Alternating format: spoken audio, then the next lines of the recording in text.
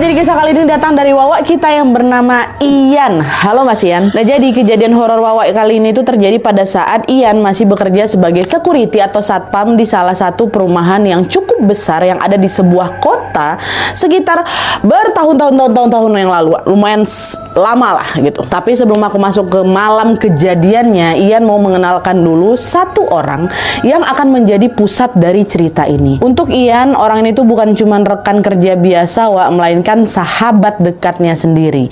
Kita sebut aja namanya Rico. Ian ini sebenarnya udah lebih dulu bergabung sebagai security, Jadi waktu Rico ini pertama kali masuk ke tim, statusnya memang masih anak baru. Seperti biasa, sebagai orang yang lebih berpengalaman, Ian cukup sering mendampingi Rico selama masa penyesuaian. Mulai dari ngajarin cara bikin laporan, ngecek inventaris, patroli area, sampai juga tugas menjaga di pos depan yang mengharuskannya buka tutup portal untuk kendaraan yang keluar masuk. Dan pada saat itu, Rico sama Ian ini juga sering dapat jadwal shift yang sama, Jadi makin sering ketemu, makin sering ngobrol, dan lama-kelamaan hubungan mereka berdua pun jadi dekat.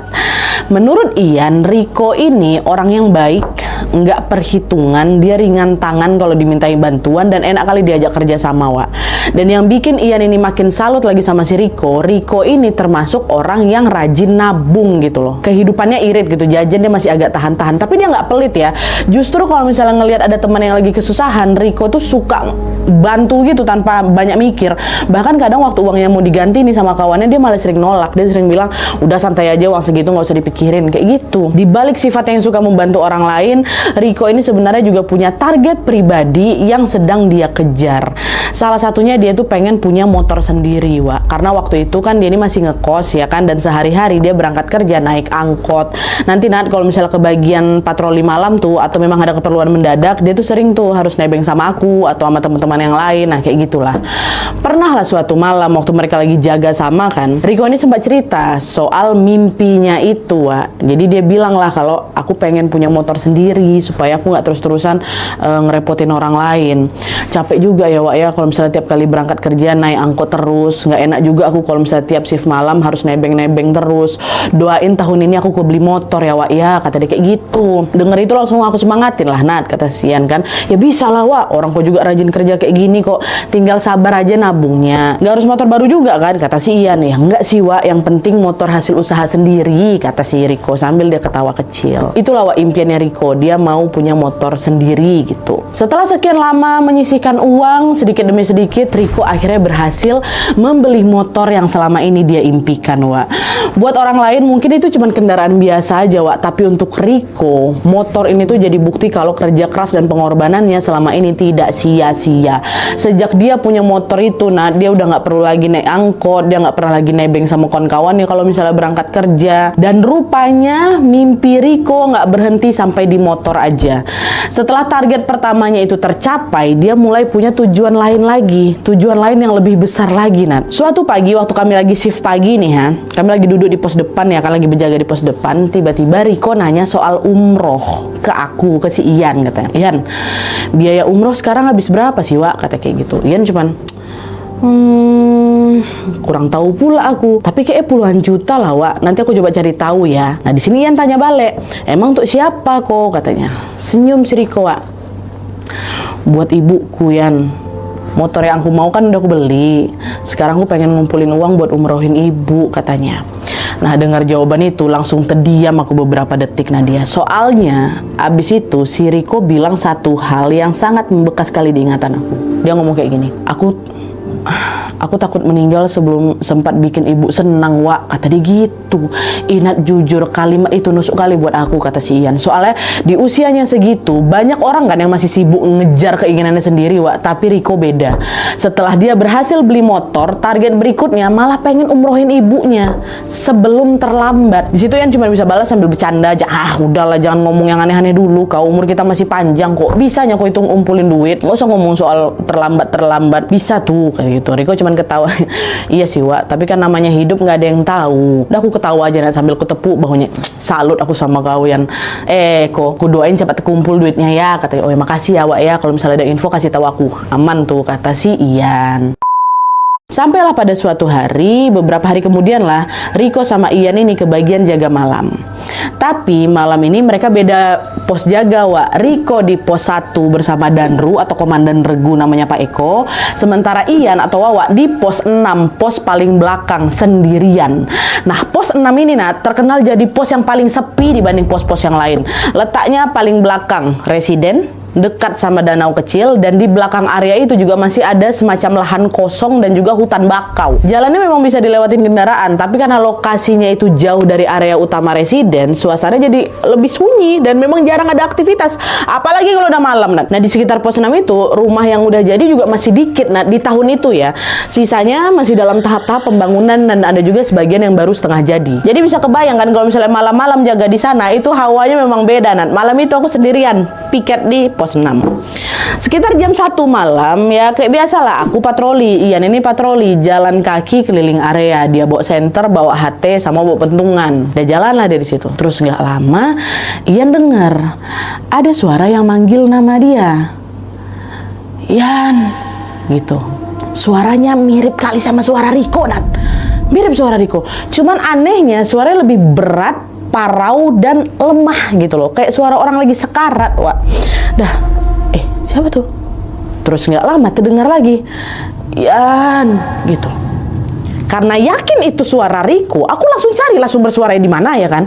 Dan ternyata sumber suara itu datang dari sebuah rumah kosong yang memang masih setengah jadi di situ dekat daerah pos 6 lah. Dan juga nggak jauh dari tempat aku berdiri. Pas Ian sorot rumah itu pakai senter yang dia bawa, Ian melihat ada sosok yang bentuknya mirip kali sama Riko lagi berdiri dekat pintu rumah nggak jadi itu. Dan beberapa detik kemudian sosok itu pelan-pelan noleh ke arah aku, Dia tengok aku kan, Riko tuh. Aku yakin memang Riko, Akhirnya aku panggil, ngapain gue di situ? Kata si Ian, nggak dijawab sama dia.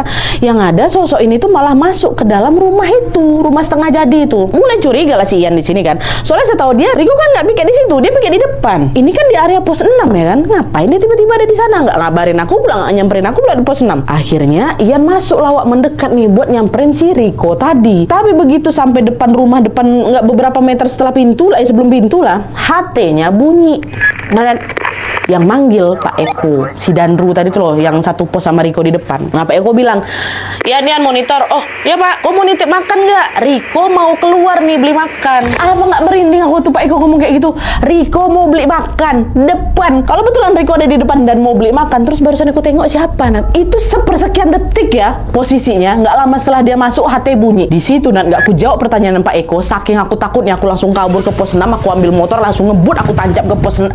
Bayangkan, buat memastikan, setakut itu aku udah langsung berinding gitu loh. Riko mau beli makan gitu. Waktu nyampe di sana, betulan memang ku tengok Riko ada di situ lagi duduk santai dekat portal. Logikanya makin gak masuk akal karena jarak dari pos 6 ke pos depan itu lumayan jauh dan aksesnya juga harus ngelewatin jalur yang Ian lewatin juga, yang Ian jaga juga. Jadi kalau memang Riko tadi ada di rumah kosong itu, harusnya nggak akan secepat ini dia sampai di pos 1. Dan dari tadi juga Ian nggak ngelihat dia berlari, Wak. Kalaupun betul itu Riko ya. Nah, waktu nengok si Ian datang, Pak Eko heran, ngapa kau? Tinggal jawab di hati kan bisa, Ian, nggak usah sampai ke sini. Itu di belakang yang jaga siapa? Katanya. Oh, nggak apa-apa Pak. Ini memang kebetulan lagi patroli bawa motor aja. Makanya saya sekalian lewat sini. Bolehlah aku nitip makan satu ya, kok ya. Lauknya kayak biasa. Makasih ya, kok, kataku. Aku sengaja nggak cerita yang apa tadi yang ku tengok karena aku masih positive thinking ya kan. Mungkin aku salah tengok. Dan setelah itu balik lagi lah aku ke pos 6. Tapi begitu hari sudah memasuki pagi, sebelum mengakhiri shift jaga malam ini, aku tuh masih penasaran sama kejadian dari malam. Akhirnya aku ketemuin lah si Riko. Aku tanya, Ko, semalam kok ada ke pos 6 nggak? Katanya, nggak ada, Yan. Malah semalaman aku nggak kemana-mana loh. Aku juga nggak piket keliling. Danru yang keliling. Aku nggak boleh ninggalin pos. Ngapa memang? Oh nggak apa-apa, tanya aja gitu. Sebenarnya di situ Ian mulai nggak enak hati, Wak, sama kejadian tadi malam. Cuma ya namanya juga orang kerja malam kan. Kadang-kadang kan memang hal-hal janggal lu suka dipaksa dianggap capek, suka dipaksa dibilang salah lihat atau halusinasi sesaat kan. Makanya aku ya udahlah kayak gitu. Padahal rupanya, Wak, kejadian tadi malam itu hanya permulaan dari kejadian yang tidak akan pernah Ian lupakan seumur hidupnya. Masuk di besok paginya, Ian dan sama Riko sama-sama masuk shift pagi. Semuanya berjalan normal, nggak ada tanda-tanda aneh, aktivitas jaga juga biasa aja. Setelah shift pagi selesai, mereka briefing seperti biasa. Nah, di sini ternyata ada 2 anggota dari tim shift malam yang nggak bisa masuk. Karena personel kurang, Danru akhirnya nunjuk aku sama si Riko, nunjuk Ian sama si Riko untuk lanjut lembur malam. Danrunya juga ikut lembur juga. Mau nggak mau, yalah Pak, nggak apa-apa, lembur ya kan. Di malam itu gantian, Wak. Ian kebagian jaga di pos 1 sama Danru sama Pak Eko. Terus ada 2 security perbantuan yang memang masih training. Sementara si Riko ada di pos 6 sendirian. Gantian nih, Riko yang di pos 6. Sekitar jam 9 atau jam 10 malam, Pak Eko ngajak si Ian keliling pakai mobil patroli untuk ngecek pos-pos. Mereka ke pos 2, pos ini, pos apa. Mereka sempat berhenti juga di pos 6, tempat si Riko jaga. Kondisi waktu itu masih aman, Nat. Riko juga kelihatan santai, dia lagi ngopi sambil dia dengerin musik dari HP dia, ya kan. Udah kami nyampe sana ngobrol bentar lah. Nggak ada pembicaraan penting sebenarnya, Nat. Tapi sebelum pergi, Pak Eko atau Danru ini sempat bilang, "Ko, malam ini lebih waspada aja ya," kata dia kayak gitu. "Oh, siap Danru," katanya. Riko santai lah jawab kan. Kok tumben Pak Danru ngomong kayak gitu? Biasanya dia nggak pernah sampai kayak gitu. Hati-hati ya malam ini, nggak pernah. Dalam hatian cuma ngomong kayak gitu. Tapi ya udahlah. Abis itu Ian sama Pak Eko balik lagi lah patroli dan kembali ke pos depan, sementara si Riko sendirian di pos 6. Sekitar menjelang jam 12 malam, gantian Ian yang izin keluar untuk beli makan. Waktu itu Danru nitip nasi goreng sama aku, Nat. Terus aku juga sekalian kontak semua pos lewat HT untuk nanya ada yang mau nitip makan juga nggak gitu. Ternyata banyak yang mau nitip, termasuk Riko yang ada di pos 6 mau nitip juga. Setelah itu Ian mutar ke beberapa pos naik motor untuk ngambil uang titipan. Mana sini uangnya gitu kan. Nah, pos terakhir yang dia datangin itu ya pos 6 ya kan, tempat si Riko jaga.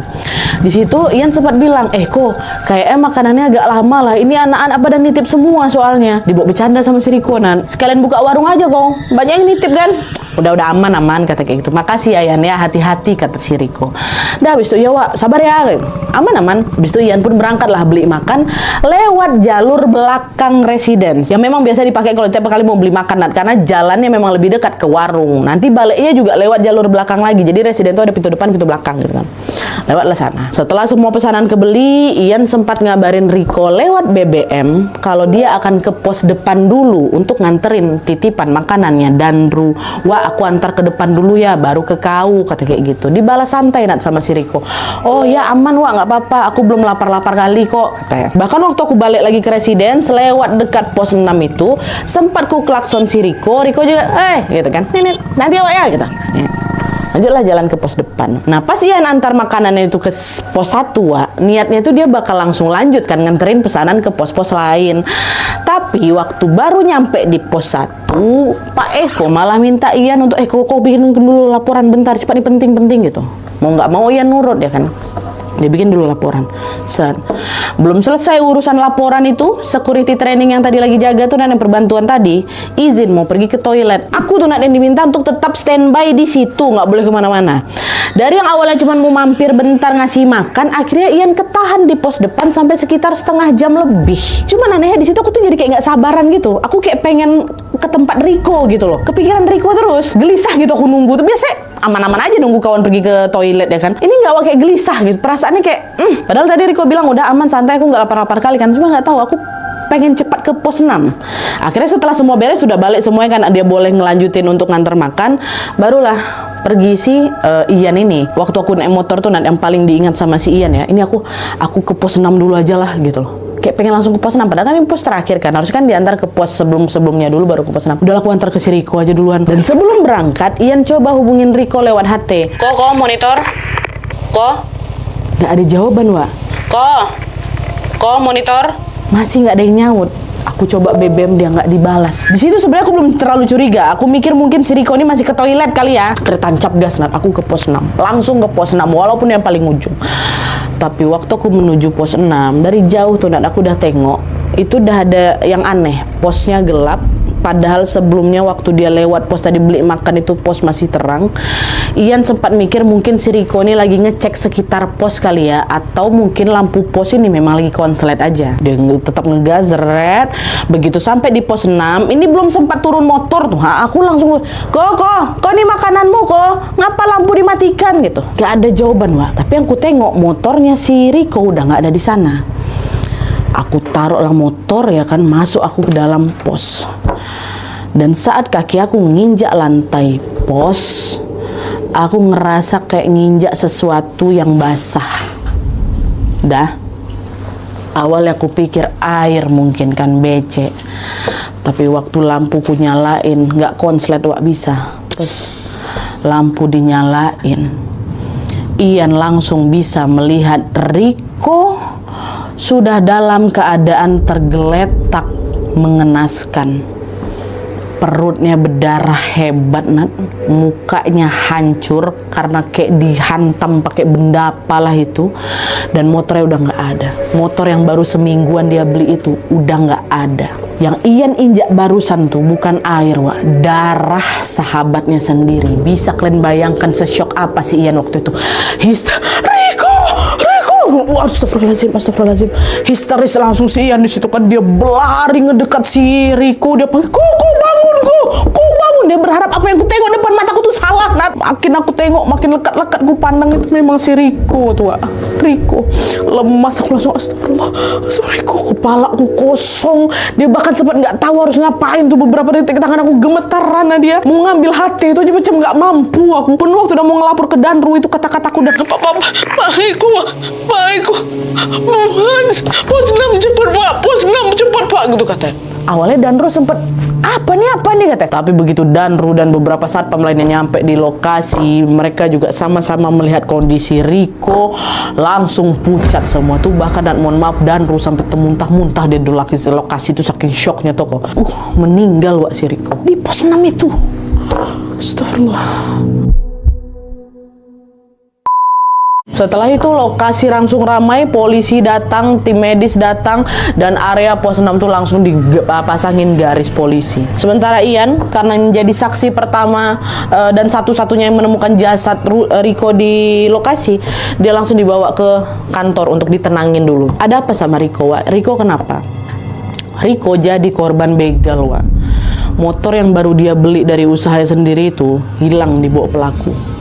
Polisi menduga kalau waktu kejadian Riko tuh kayak sempat berusaha ngelawan, tapi karena pelakunya diduga lebih dari satu dan bawa senjata pula, makanya Riko lumpuh gara-gara itu, nggak bisa tertolong. Dan polisi juga menduga kalau si pelaku ini udah cukup lama ngamatin area belakang residence itu, Wak. Soalnya kan bagian itu tuh memang gelap, sepi, dan memang jauh dari aktivitas penghuni. Apalagi di situ baru ada rumah-rumah yang baru setengah jadi, sehingga pergerakan si pelaku malam itu nyaris nggak menarik perhatian siapapun. Nah, kebetulan dia tengok si Riko lagi sendirian di situ, kondisi juga udah lagi tengah malam, diapain ya si Riko? Ketangkap pelakunya, ketangkap. Tapi setelah butuh beberapa waktu lah untuk pencarian orang ini. Kita nggak usah soal si pelaku biadab ini, kita lanjut ke kisahnya lagi. Kepergiannya Riko tentu bikin seluruh tim security terpukul kali kan, Wak. Karena mereka sadar kalau kejadian yang menimpa Riko itu bukan kecelakaan biasa. Teman yang beberapa jam sebelumnya masih ngobrol dan masih bercanda, ternyata nggak bisa pulang dari shift malamnya, Wak. Sementara Ian sendiri, Wawak kita ini waktu di malam kejadian nggak langsung diizinkan balik ke kos, Wak. Kondisinya waktu itu betul-betul drop, dia betul-betul trauma berat. Baru besok harinya dia dimintai keterangan lebih lanjut di Polres. Pemeriksaan si Ian berlangsung selama berjam-jam, dan tentu saja banyak sekali pertanyaan yang bikin dia makin tertekan lagi. Karena bagaimanapun aku tuh saksi tunggal kan ya, aku yang nengok, aku yang nemuin pertama kali. Tapi ya jelas setelah diungkapkan semua aku nggak bersalah, tapi sempat tertekan juga. Jangan pikir aku pelakunya kayak gitu kan. Baru setelah dibolehkan pulang, Ian diperbolehkan dari pusat untuk ngambil cuti beberapa hari supaya bisa memulihkan kondisi mentalnya. Dan yang paling menyiksa buat aku tuh, itu tuh bukan cuma rasa kehilangan Riko sahabat aku aja, Nadia, melainkan rasa bersalah yang terus menghantui aku, Nat. Berkali-kali aku kepikiran soal malam itu, soal laporan yang sempat bikin aku ketahan terlalu lama di pos, soal pesanan makanan yang belum sempat aku antar juga ke dia, soal pesanan terakhir Riko juga di malam itu. Itu penyesalan aku, sampai kadang tuh muncul, Nat, pikiran yang terus berputar-putar di palanya si Ian ini. Coba aku langsung pergi ke pos 6 malam itu ya, coba aku nggak ketahan di depan tuh ya, mungkin begal tuh nggak berani masuk karena tahu Riko nggak sendirian. Itu penyesalan itu yang paling nyiksa aku, Nat. Meskipun Ian juga juga tahu tidak ada yang bisa memastikan hasilnya juga akan berbeda walaupun dia datang duluan ya kan. Tapi tetap aja Ian ini nggak bisa berhenti nyalahin dirinya sendiri, Wak. Dan yang lebih bikin Ian kepikiran lagi, dia jadi keingat sama kejadian beberapa waktu atau beberapa hari sebelum tragedi itu terjadi, yaitu tentang suara yang manggil namanya saat patroli malam di pos 6. Dan tentang sosok yang mirip Riko di rumah kosong setengah jadi. Ingat yang itu kan? Paling 2 hari sebelum kejadian itu, waktu kejadian ini, Wak, aku memang masih anggap biasa, yang mungkin capek salah lihat ya kan.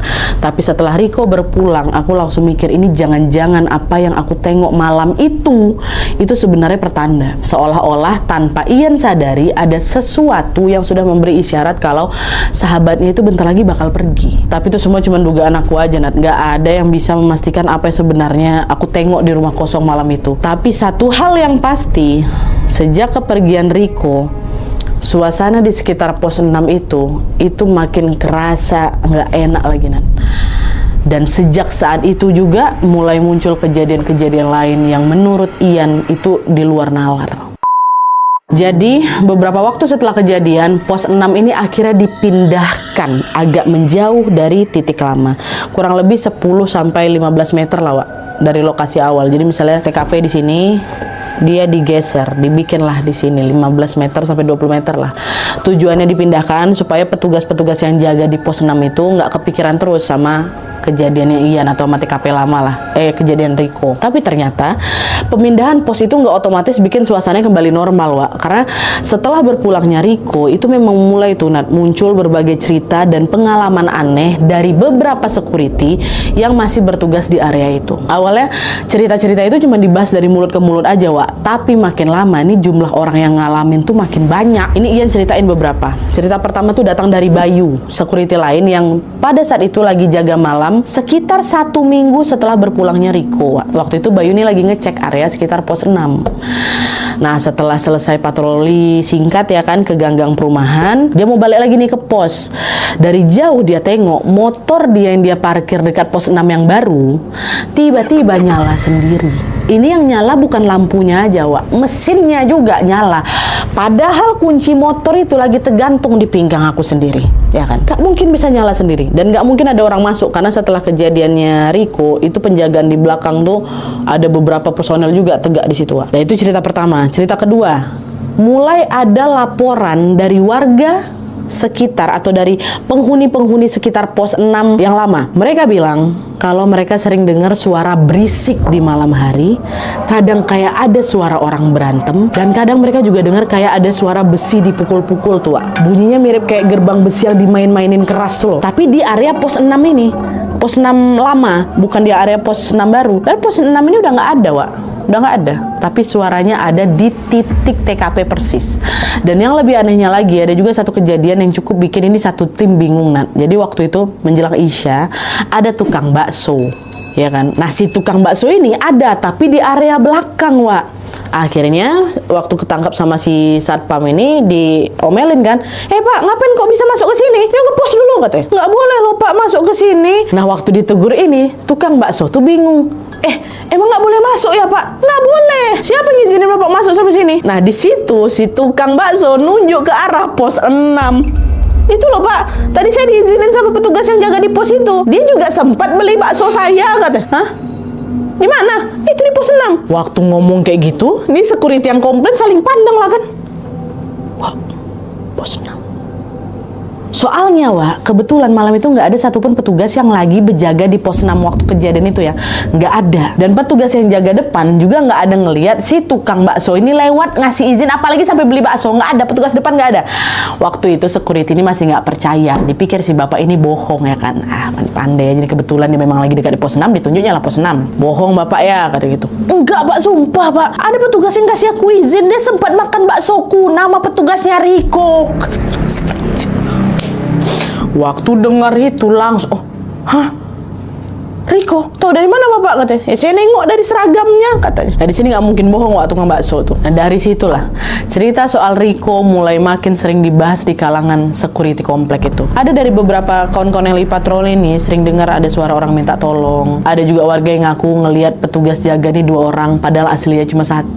Wah pokoknya semua kejadian itu bikin suasana kerja berubah total lah. Nah nggak ada lagi rasa kayak was-was terus kami setiap kali pakai piket tuh mereka ini, terutama kalau harus jaga malam. Tapi yang digangguin cuman mereka, Nat. Aku nggak ada sama sekali, kata si Ian. Tapi dari semua kejadian setelah kepergiannya Riko, Wak, ada satu pengalaman yang paling membekas sekali buat Ian. Dan ini justru terjadi waktu Ian lagi libur tugas. Ini gantian Ian nih, Wak, yang didatangin. Aku didatanginnya di kos, Nat. Jadi waktu itu aku baru pulang shift malam ya kan. Nah pas nyampe kos, dia langsung mandi.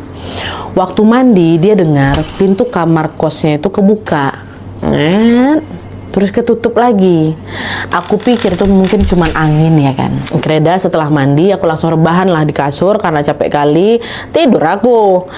Nah di dalam tidurnya datang Riko. Aku tengok Riko berdiri di depan aku, muka kelihatan sedih, nangis dia. Aku belum rela, Yan. Aku belum ikhlas. Belum rela kenapa, Ko? Belum rela, Ko. Belum ikhlas, Yan. Kata.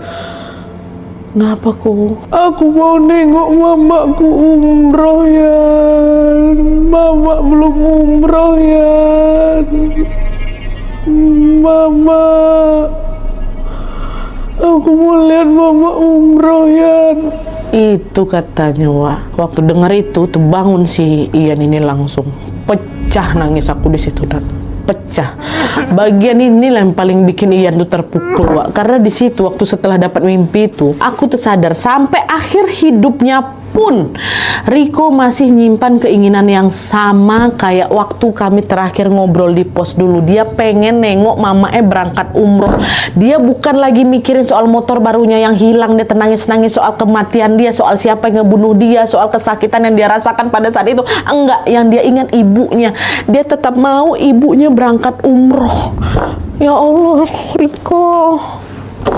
Akhirnya di situ aku udah nggak apa-apa lagi, Dan. Aku putuskan untuk ceritakan mimpi itu ke keluarga si Riko. Kami udah lumayan lama lah kami bersahabat kan. Aku juga memang beberapa kali suka datang ke rumah almarhum, rumahnya bukan di kosannya, ke rumahnya, dan cukup kenal sama keluarganya. Awalnya memang aku ragu, Nat, takut kalau misalnya ceritaku malah bikin keluarganya si Riko ini makin sedih lagi ya kan.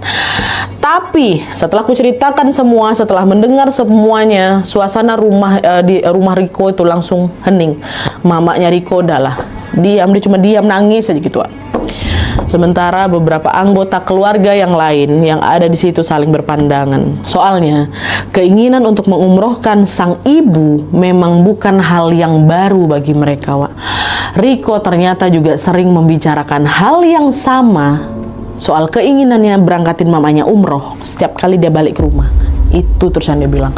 Bahkan ya, Wak, ya, salah satu anggota keluarganya juga sempat bilang memang itu yang paling sering dia omongin. Dia selalu bilang kalau suatu hari aku pengen berangkatin Umi umroh. Dari situ berdiskusilah mereka, dan setelah dipikirkan bersama, keluarganya Riko akhirnya sepakat untuk mewujudkan keinginan yang selama ini selalu dipegang sama almarhum, memberangkatkan uminya umroh. Jadi mereka semua kayak pada patungan, Wak, keluarganya ini patungan, uminya berangkat. Dan setelah uminya berangkat, dimimpiin lagi si Ian. Dalam mimpi yang kedua ini, cuma satu kata yang dibilang sama si Riko. Nuhun, makasih. Dah cuman itu aja, selesai mimpi itu. Itu bangunnya nangis lagi aku. Di situ akhirnya adalah sedikit rasa tenang aku, Nat. Seolah-olah sahabat aku tuh betul-betul cuma nitip satu impian dia terakhir, terus dia baru akan pergi setelah impian itu terlaksana. Sementara di sisi lain, kejadian-kejadian aneh di sekitar pos 6 masih sering dibicarakan, Wak. Awalnya memang cuma beredar di antara security yang jaga lapangan aja kan. Tapi karena ceritanya ini makin banyak dan beberapa orang juga udah mulai merasa nggak nyaman, kabar ini pun akhirnya nyampe lah ke pihak pusat. Dari situ pihak pusat turun tangan dan mereka adain pengajian, terus kasih tabur bunga gitulah di lokasi kejadian sebagai bentuk doa lah untuk almarhum, sekaligus juga upaya untuk menenangkan suasana yang sejak awal memang sudah terasa tidak biasa itu. Tapi buat aku Nat, buat Ian, kehilangan Riko bukan sesuatu yang mudah dilupakan karena sampai hari ini pun aku masih ingat jelas semua obrolan terakhir kami tentang seorang anak yang cuma pengen lihat uminya bahagia.